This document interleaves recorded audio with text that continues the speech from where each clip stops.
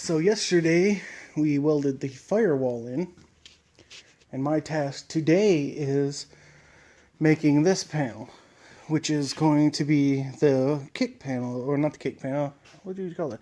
The foot panel? I don't know. Either way, we are going to extend it out and then up, and what I'm doing is this is my template, so I know I want to connect to here, just like this one. Bring it out 3 inches, then up to the new firewall. So what I'm going to do is I'm going to make this panel, and I'm going to tack screw it in. A lot of people use them, and you know, you've seen probably everybody uses them to test fit things before they weld. So I'll tack screw it in a couple spots, probably 4 corners, enough to where I can sit it back on the frame, put it back in where it needs to be, and make sure we're not going to hit the exhaust or anything like that. Because if we hit that, then this won't work. Then we'll have to either bow it or put a notch in it somewhere or something like that, depending on where or if it hits. So I'm going to make those. I've got it back here all set up, and I'll show you. I make them by hand. Those are pretty easy. They're just square bends. But you can see I write down all my measurements, and then I put it onto a piece of steel. I've got all my cut marks and my my bends. This one's going to be bent 1, 2, 3 times. And really what we bend them with is whatever we can find. Clamp it with something with a piece of angle iron and bend it to get our shape. We just don't have a bender, and we need one, but really we don't have room for what we need, because we need like an 8-footer, because when we make step rails and stuff, we need a full bender, you know. But after that's done, if it fits, I'll weld it in, weld this side in, and start working on making the tunnel. Again, I'll be making it from scratch.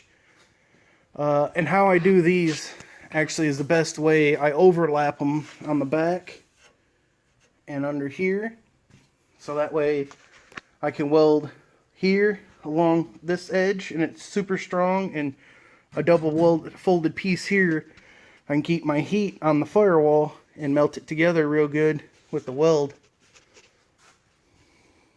Hobart does the trick. You see them everywhere. I mean, Hobart's the deal. We still have to fill in these 2 holes, this hole, and this hole stays, because that is for the actual hood latch, or the hood hinges, not the hood latch, the hood hinges on this truck. The hood latches are actually just twist latches. So there's a lot of bending and stuff I'm getting ready to do here to make sure these work. Hopefully it fits on and we don't come in contact with anything, because if we do, we'll have to figure out a new way to make it. So here's where we're at now. We have the cab mounted.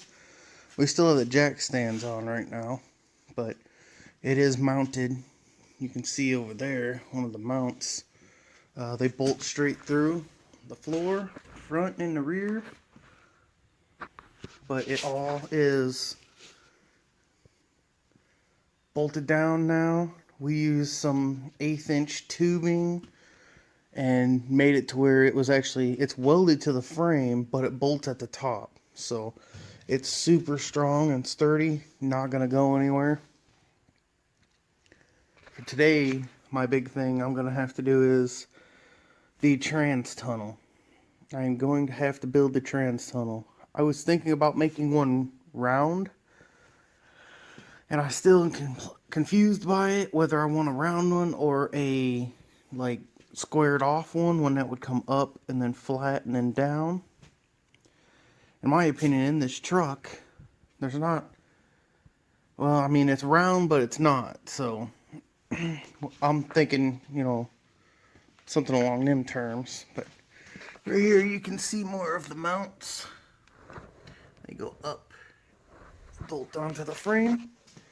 4 of them, it's plenty. Firewall is all greened out. It's welded up, ready to go. It's back at our measurements, 24 on centers from center here to that door edge when it's closed. 11 7/16 and 2.5 from frame to cab. So it's all set. Now we want to get the trans tunnel pretty much welded in, and in order to follow the trans, because again the Dodge Dakotas are offset, I'm going to cut this out through here, and that's our reference line, is from here straight up, and then of course arch over. But this is probably going to take me about all day. This is going to be very difficult, considering, you know, if I had an English wheel it would be done in like 20 minutes, but I got to hand make everything, so I'm going to get at it. Now remember guys, also hit up the shop on there. All of that will help go to get us more tools we need to make better stuff for you guys. Like an English wheel, for example, like I just said, be nice we had, shrinker stretchers and stuff like that. That if we can't afford yet, we will have to try, you know, that's what our fan funding's for.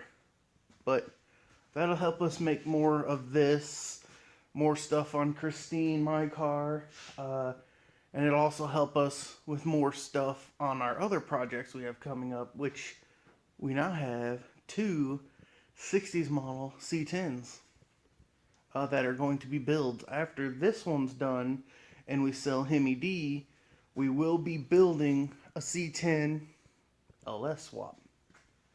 I know everybody's like, oh, nothing special. No, it's not really anything special anymore with the LS swap. Everybody does them.